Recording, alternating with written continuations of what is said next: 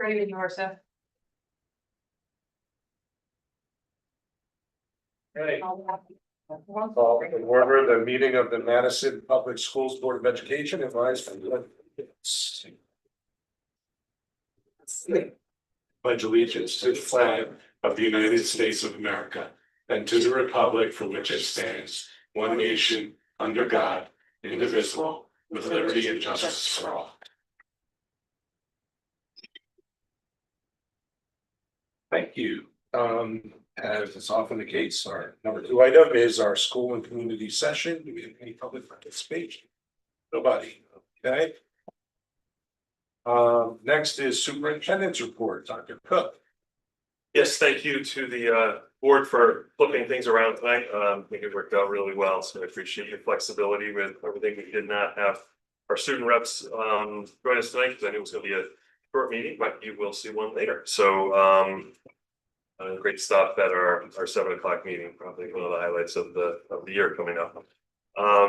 In terms of the action items tonight, we have for you the recommended reduction from the administrative team on the budget. Again, a thank you to the board. We found out a couple months ago that we were going to have $100,000 reductions from the Board of Finance, because you allowed us time to work through issues, to find out more information, to get some good news from the state, which doesn't happen too often. This job became a little bit easier, and because we knew we were working with a number that we would not need to hit additional staff reductions, we were able to take that time and not have to kind of rush into decisions. So again, a thank you to the board on that. You'll see the recommendation. The administrative team met several times to go over this. Stacy and I probably talked about it, a couple times a week, if not more, during that time frame, and we've looked at a lot of different things. So I'll just run us through the items and open it to any questions, of course. So the first item was state funding, additional funding for the school board. It has to come. We found out after getting the information, as board members are probably aware, May 6th, the information comes out from the legislator, and we kind of scramble and not sure what has happened for a couple more days until the language actually is reviewed and we get final information. But we're very clear on this. Stacy even checked with auditors that state funding must come to the state. So that was the easiest part of the reduction for us. Gail worked closely with adult ed. She reviewed how many students we have going to adult ed and negotiated a lower rate with our adult ed provider. So no impact there to any of our families. Security reduction. So the board may remember when we went into our reorganization, we did not want to make a reduction going into the year because we wanted to see how everything worked out in terms of the new buildings, but we're actually covering 2 less sites. So we had a schedule where we would send security to cover TCLC throughout the day. And then obviously had one more additional school building that was covered. So we feel we have really good coverage at Brown School. We actually have 3 individuals there, one being an SRO, a security, armed security, and an unarmed security. It's our only school up at that campus. But the armed security officer had informed me he would like to work part-time next year, and working with the principals, talking to the police, they felt very comfortable that we could go to a 0.6 position. We always swap between the campuses. So our SRO at Brown will oftentimes cover events at the other schools as well. So that's nothing new for us. And we would ensure that Principal Spooner would have flexibility in terms of that. So it's basically 3 days a week instead of 5. And then, that might be the busiest days. Obviously, anytime there's a voting event or things like that, the armed officer would be there for that. And, if we get into the school year and it's not working, we'll come back to the board because we know that's, one of the most important things we do. But everybody felt very comfortable with that. We have seen even better electrical rates as we've gone through the school year usage, and less usage based on a very energy efficient new building, and now that we don't have Ryerson and Jeffrey on our side of the house, so we don't see the electrical rates as high. So that's again no impact to any staffing or programming. Central office reconfiguration. So we had a resignation of our webmaster mid-year and have done some other moves. Things seem to be going very well there, so we felt we could make that reduction going into next year. Choice program. So since the pandemic, we've seen less students leaving Madison for programs in New Haven, and this reflects where we stand next year. So we felt we could make that reduction for next year, because we know by now how many students have signed up for that program. And then finally, this is really good news because it's money into the district. We're seeing great registration in pre-K, and even though we're going to one less classroom next year, we'll still be able to meet this mark. They've changed the rates up slightly last year, and then also collection method has been better, and that's improved the collection. So again, no impact to the organization on that. So we were able to meet the $100,000. Like I said, it's $100,000 dollars that we needed to make the reduction.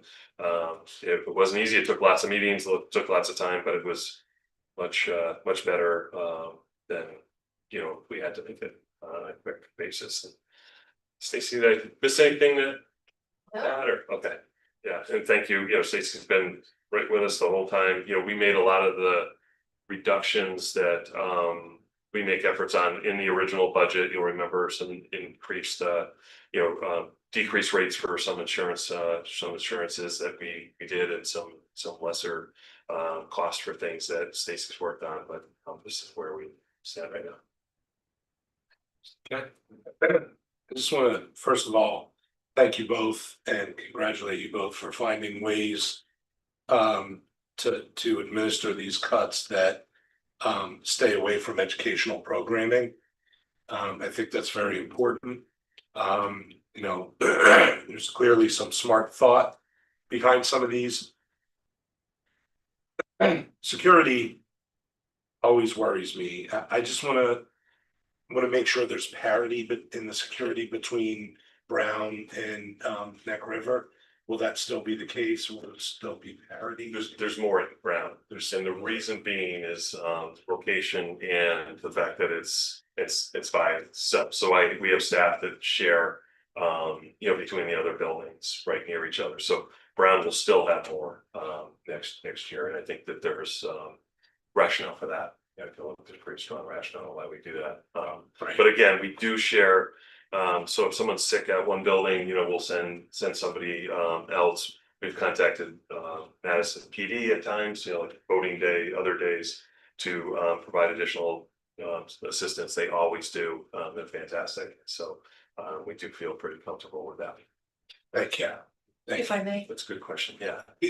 I actually wrote you, but it was way late in the day. Yeah. Because I was worried about the security item also, but and if the chief's okay with it, and I mean, the only thing is, I was wondering, wouldn't it be, given his time off or whatever he needs, can we call him back in case of some horrible event? Is he going to be staying in town?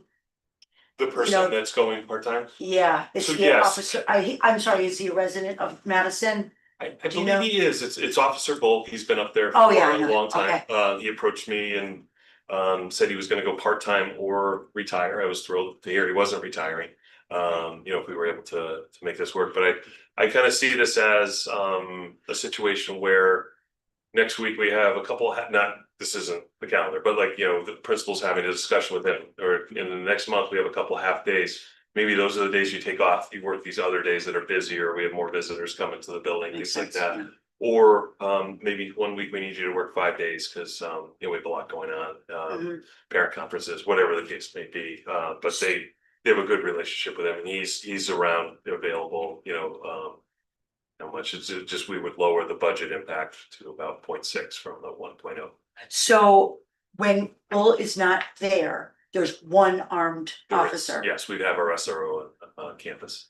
Okay, Yeah, Okay. and so that's a good piece. One of the examples, probably the best example could be SRO has to go to training. We'd make sure Officer Bull's on those days. great, thank you. You're welcome. Any other questions? No comments? Okay, thank you. Yes, and so we vote on that. You will be asked to vote on that later in the agenda. And so our next item is anytime we have a change in our teacher evaluation plan, the board needs to approve that prior to us submitting it to the state. Sometimes it comes back. I don't think that will be the case in this scenario. So I'm going to turn it over to Gail to speak to the changes. Very few changes, but I think they're good changes. A lot of times what we struggle with is teacher evaluation plans are built for classroom teachers for the most part. And so where do other staff fit in, and how do we have a plan that works for them? So that's what Gail's been working on. Yeah, so a couple of years ago, the guidelines changed and actually came closer to the Madison plan than the previous guidelines. So we were really pleased to see that. And the PDAC committee is a committee that is representing all different stakeholders that work across the system. And the PDAC's responsible for developing teacher evaluation, administrator evaluation. There's paraprofessional representation and also professional development. So when the PDAC comes together, we also look at how we can improve systems over time. We come together several times a year. One of the recommendations from the PDAC from the initial submission that we had of our plan is in the prior plan, we had recognized that there are educational leaders in our district. And these educational leaders kind of fall sometimes in the more admin kind of indicators because they are working adult to adult. So they're training people, they're coaches, they're coordinators who are running professional learning community meetings. They're looking at data with their teachers, they're leading a department. And then the other half of their job, they're in the classroom. So they're still actively teaching. So this is kind of a blended role. The state acknowledges that that role exists in lots of districts, but they had no rubric or indicator of how that role could continue to grow, whether I want to grow my practices as leading adult learners, or whether I want to grow in my practices of my work that I'm doing in the classroom. So we wanted to recognize that there is impact that they make in both realms. So the PDAC came up with something that we did in our last iteration of our eval plan, only with new rubrics and new indicators. And they took the Danielson rubric that we adopted in our new plan and looked at the domains that were most impactful in their work and indicated domains 1 and 4 we would keep in their plan and merge them with the professional standards for educational leaders and the appropriate domains there. So we have like this blended merged puzzle of a rubric. Along those areas that would allow them to continue to grow their practice in both positions and be evaluated in across their total day. The work that we did initially in making this blended rubric, we floated by the State Department of Connecticut.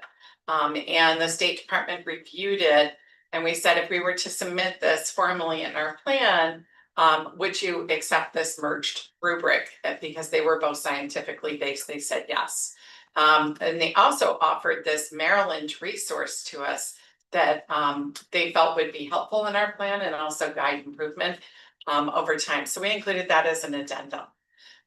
In order for Dr. Cook to submit this to the state, we're asking that the board be able to endorse the changes to the plan and the improvements as described. So then we can report that when he annually has to submit our plan to the State Department. Our plan's currently approved, and I would anticipate, based on the state's guidance and our inclusion of everything, it would continue to be approved. So that's a summary now. The work metrics.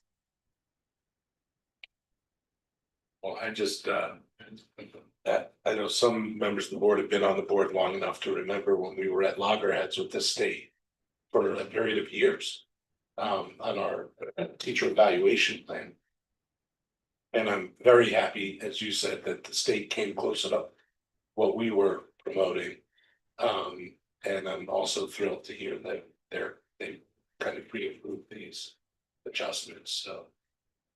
Unofficially. It's very Unofficially. Yeah, But they advised us. yes. Questions? So we'll be voting on that as well this evening. Yep. So, thank you. Okay, thank you, Craig. Thank you, that concludes my.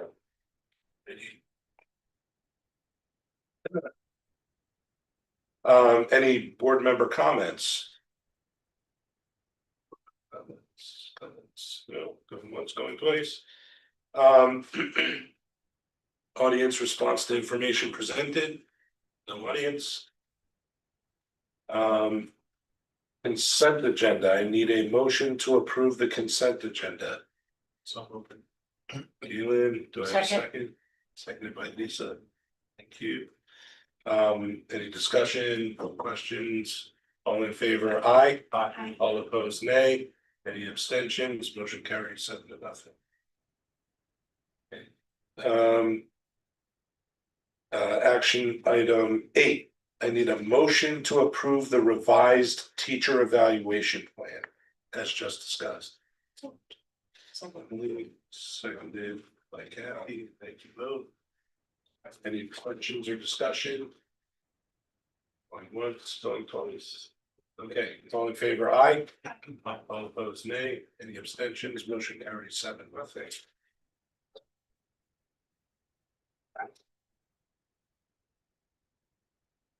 Action item 9. Need a motion to approve reducing the 2026-2027 budget by $100,000 as recommended by the administration. So moved. Get a second. I'll second that. Emily? Thank you. Okay, any discussion or further questions? Seeing none, all in favor, aye. Aye. All opposed, nay. Any abstentions? Motion carries 7-0. Action item 10. And now this is the part, I don't know if you're gonna have to say anything on behalf of Diane, but let's open the motion first. I need a motion to waive the second reading and approve the following policies. 6010 our mission, 6163.32 service animals, and 5120.3.6 animals in school. Can I get a motion? So moved. Emily, do I have a second? Second. Jessica, thank you. All right, discussion, and I'll open with Galen. We discussed many of these changes last, with Diane's report last meeting. Most of these are. Well, they're not that substantive. And let's see, it can be found on page 12 of your packet. And discuss each one if you'd like, or we can assume that people have read it. So. And they were mostly either legislative or very minor. Like grammar type. 3323 was solicited prices based on quotations for purchasing. 6142.101 is student welfare. 6010 is the mission statement. 6163.30 of service animals, including four horses, I think.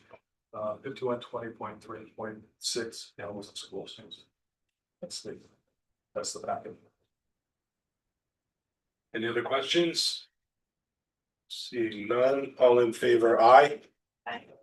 All opposed, nay. Any abstentions? Motion carries 7-0. Thank you. Action item 11. I need a motion to approve a donation from the Polson PTO to Polson Middle School in the amount of $2,000 for the grade 8 Holiday Hill field trip. So moved. Jessica? Do I have a second? Kathy, thank you.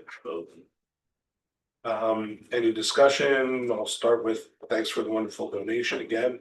Love thanking the generous PTOs for their awesome donations and contributions. Anything else?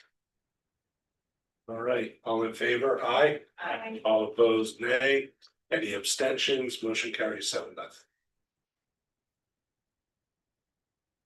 Last action item, action item 12, I need a motion to approve the minutes of the April 28th, 2026 Board of Ed meeting. So moved. Kathy, can I get a second? Second. Lisa? Thank you both. Any requested amendments? Questions, discussion? Seeing none, all in favor, aye. All opposed, nay. Any abstentions? Motion carries 7-0. Mary Ann's not here, but any future agenda items requested? No? Okay. And I need a motion to adjourn at 6:23 PM.